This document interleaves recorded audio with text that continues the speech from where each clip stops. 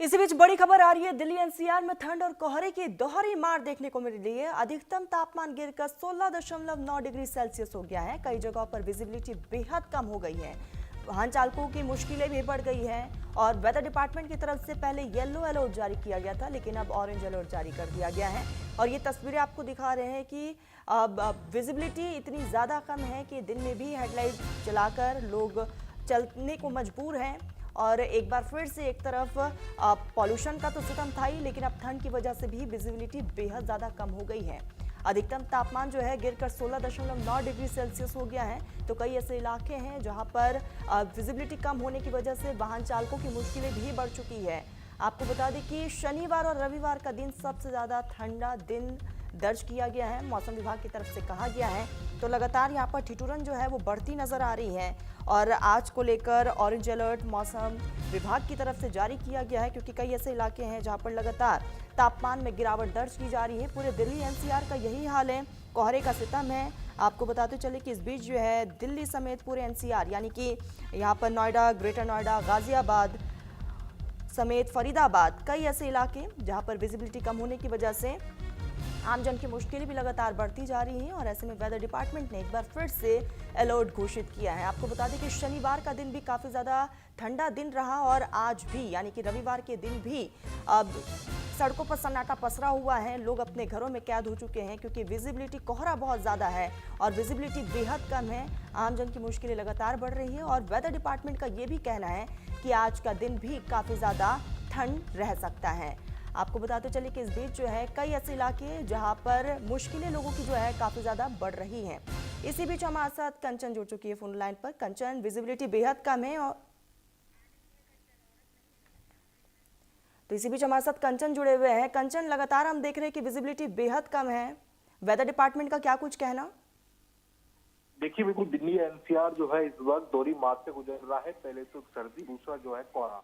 तो कहीं ना कहीं इसको देखते हुए दिल्ली एनसीआर की अगर हम बात करें तो सड़कों पर बहुत धुंध छाई हुई है और कहीं ना कहीं जो सड़क पर चलने वाले भारी वाहन है उनकी डेडलाइन तैयार की गई, जो स्पीड की डेडलाइन है उसमें मैं आपको पहले बता दूं, जितने भी उत्तर प्रदेश में एक्सप्रेस वे हैं तो उनकी जो है रात्रि 8 बजे से लेकर सुबह 8 बजे तक जो है 60 की स्पीड की गई है। साथ ही जो है सुबह रात के 8 बजे से माफ कीजिएगा, सुबह के 8 बजे से और शाम के 8 बजे तक उनकी जो स्पीड है वो 80 की गई है। साथ ही इसको लेकर परिवहन विभाग लगातार अलर्ट मोड पर नजर आ रहा है। परिवहन विभाग ने सभी से ये आप सबको आदेश किया है कि सब जो बड़े वाहन है, भारी वाहन है, वो एक साथ बेड़े में चलेंगे। साथ ही इस वक्त एक बड़ी खबर ये भी है दिल्ली से कि दिल्ली में जो प्रदूषण नियंत्रण पर परिवहन मंत्री का एक बहुत बड़ा ऐलान आया है। उन्होंने कहा है कि अगले साल जिस तरीके से लगातार एक्यूआई लेवल बढ़ रहा है दिल्ली एनसीआर का, तो उसको लेकर हम करीब 7,000 इलेक्ट्रिक बसें उतारेंगे।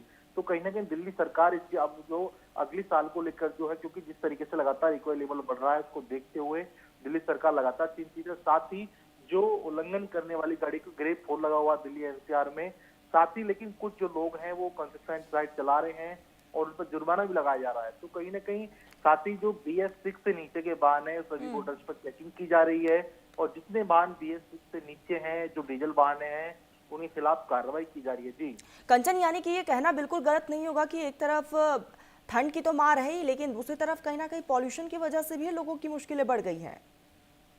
देखिए, बिल्कुल पॉल्यूशन जो है, हमने खुद इसमें जो CMS हैं डॉक्टर अजय राणा, उनसे बात की कल, तो उनका कहना है कि ये जो प्रदूषण है हमारे शरीर के लिए बहुत ही ज्यादा घातक है, क्योंकि जिस तरीके से हम जो ये हमारे शरीर में जो मुंह के थ्रू या फिर नाक के थ्रू जो अंदर जाता है प्रदूषण, कहीं ना कहीं हमारे लीवर और हमारी जो सांस लेने में प्रॉब्लम, कई सारी ऐसी बीमारियां होती हैं जो हम पे सीधा अटैक करती हैं। तो कहीं ना कहीं उन्होंने कहा है कि लोगों से अपील की है कि आप घर से बाहर तभी निकलें जब आपको जरूरी हो। साथ ही बेवजह घर से बाहर न निकलें और अपने बच्चों को अगर आप स्कूल भेज रहे हैं तो मास्क का प्रयोग करें, साथ ही उनको चश्मा लगा के स्कूल भेजें, क्योंकि ये बच्चे और जो बुजुर्ग लोग होते हैं उन पे ज्यादा इफेक्ट करता है। तो कहीं ना कहीं उसको लेकर स्वास्थ्य विभाग पूरी तरीके से अलर्ट है। साथ ही में अगर नोएडा पे प्रकाश डालू, नोएडा प्राधिकरण के जो CEO लोग FM वो लगातार बढ़ते प्रदूषण को लेकर जो है बैठकें कर रहे हैं, लेकिन बावजूद इसके नोएडा में बहुत सारी ऐसी साइट्स हैं जो रात्रि में चल रही हैं। कहीं ना कहीं जो उनके प्रकाश में आता है तो कहीं ना कहीं उन पर कार्रवाई भी की जाती है, लेकिन जो सच्चाई से कार्रवाई अभी ऐसी कुछ नहीं की जा रही है। जी कंचन, क्योंकि हम देख रहे हैं कि लगातार यहाँ पर लोगों की मुश्किलें बढ़ रही है, लोग अलाव का सहारा भी ले रहे हैं, लेकिन विजिबिलिटी कम होने की वजह से वाहन चालकों की मुश्किलें भी बढ़ गई हैं। क्या कुछ उनके लिए एडवाइजरी जारी की गई है? देखिए, वाहन चालकों के लिए एडवाइजरी जारी ये की गई है कि आप जो भारी वाहन है, वो जो बड़े बड़े टोल हो गए, रेस्टोरेंट हो गए, ढाबे हो गए, तो वहाँ पे जो है पुलिस तैनात है, वहाँ पर उनको बेड़े में खड़े कर रही है। जो 30 से 40 वाहन एक साथ खड़ा करते हैं, उसके बाद में फिर वहाँ उसको पुलिस निकलवाती है एक साथ में। साथ ही जो ड्राइवर है, उनको ये अपील की गई है, ड्राइवर को निर्देशित किया गया है कि आप जो है एक गैप बना के चलेंगे गाड़ी के साथ में। साथ ही जो आपकी हेडलाइट है उसको डाउन करेंगे, क्योंकि जो सामने से वाहन आता है, सामने जो रिफ्लेक्ट पड़ता है तो आंखों पे, तो कहीं ना कहीं उसमें जो सड़क हादसे का जो खतरा वो मंडरा जाता है। तो उसको देखते हुए जो है उनसे बोला गया है कि आप जैसे पहले जो है साउंड सिस्टम बजा कर चलते थे गाड़ियों में, साउंड सिस्टम बिल्कुल ना बजाएं, क्योंकि जो पीछे से गाड़ियां आती रहती हैं तो उनका आपको आवाज सुनाई दे। साथ ही कई तरीके निर्देशित किया गया है कि अपने जो वाइपर हैं उनका ध्यान रखें।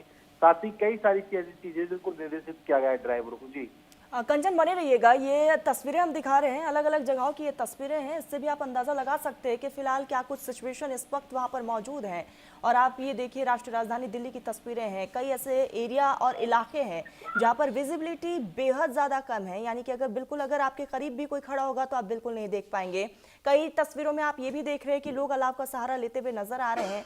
हालांकि वेदर डिपार्टमेंट की तरफ से अलर्ट जारी किया गया है। वेदर डिपार्टमेंट का यही कहना है कि अगर बहुत ज्यादा जरूरी ना हो तो घर से बिल्कुल आप मत निकले। कंचन हमारे साथ लगातार बने हुए। कंचन, हमने देखा कि वेदर डिपार्टमेंट की तरफ से पहले येलो अलर्ट जारी किया गया था, लेकिन अब ऑरेंज अलर्ट जारी कर दिया गया है। अब देखिए, बिल्कुल आने वाले कुछ टाइम में, क्योंकि जिस तरीके से आज भी जो है ऑरेंज अलर्ट जारी है, क्योंकि सर्दी जो है, मैंने आपको पहले बताया कि दिल्ली एनसीआर इस वक्त दोहरी मार से गुजर रहा है। एक तो सर्दी है, दूसरे से कोहरा प्रदूषण है। साथ ही मैं आपको बता दूं कि इसमें अभी जो राजधानी दिल्ली की अगर बात करें, जब से ये नए नियम लागू हुए हैं बढ़ते प्रदूषण को देखते हुए, तो साथ ही इसमें 24 घंटे में 12,000 से अधिक वाहनों को नियम उल्लंघन को लेकर कार्रवाई की गई है। साथ ही सैकड़ों वाहन मौके से लौटा दिए गए हैं। तो इसको लेकर सरकार काफी चिंतित है। सरकार को जो जितने भी यूपी बॉर्डर है, जहाँ से बाहर की गाड़ी, अंतर्राज्यीय गाड़ी आ रही है, उनको रुकवा रहे हैं, उनको चेक कर रहे हैं कि उनके पास पीयूसी है, पोल्यूशन सर्टिफिकेट है या नहीं है। साथ ही हमने कुछ पेट्रोल पंप पर भी जांच की, तो पेट्रोल पंप पर पता चला कि जिनके पास पोल्यूशन सर्टिफिकेट नहीं है, तो वहां भी सख्ताई से जो पालन किया जा रहा है। जी कंचन, ऐसे में प्रशासन की तरफ से क्या तैयारियां, क्योंकि आने वाले समय में मुश्किलें लोगों की और बढ़ सकती हैं, रैन बसेरों में क्या कुछ तैयारियां की गई हैं? देखिए, रैन बसेरे की बात करें तो मैं अगर नोएडा की, ग्रेटर नोएडा की बात करूं तो नोएडा प्राधिकरण, ग्रेटर नोएडा प्राधिकरण, यमुना प्राधिकरण ने जो है रैन बसेरे तैयार कर दिए। साथ ही वहां पर अलाव की व्यवस्था की जाए। साथ ही जो गौतम बुद्ध नगर की डीएम है मेधा रूपा, उन्होंने खुद जाकर वहां पर निरीक्षण किया था। साथ ही कुछ लोग वहां नीचे धरती में सो रहे थे गद्दा बिछा के, तो उनको सब निर्देश देते कि कोई भी नीचे नहीं सोएगा, तो अगले दिन वहां पे फोल्डिंग की व्यवस्था करा दी गई है।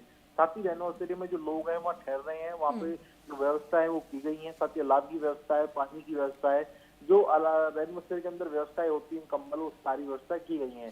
साथ ही जो सीईओ है नोएडा प्राधिकरण के लोकेश सैम, उनका कहना है कि कोई भी व्यक्ति, उन्होंने खुद अपनी जो कर्मचारी है नोएडा प्राधिकरण के, उनको क्या है कि कोई व्यक्ति अगर बाहर देखे, यानी कि कुल मिलाकर कंचन, प्रशासन भी अलर्ट मोड पर है और तमाम तैयारियां की जा रही है। नजरें आप बनाए रखिएगा, आगे जुड़ेंगे और अपडेट लेंगे आपसे, लेकिन आप भी इस बीच अपना बहुत ज्यादा ख्याल रखिएगा। बहुत बहुत शुक्रिया आपका तमाम जानकारी के लिए।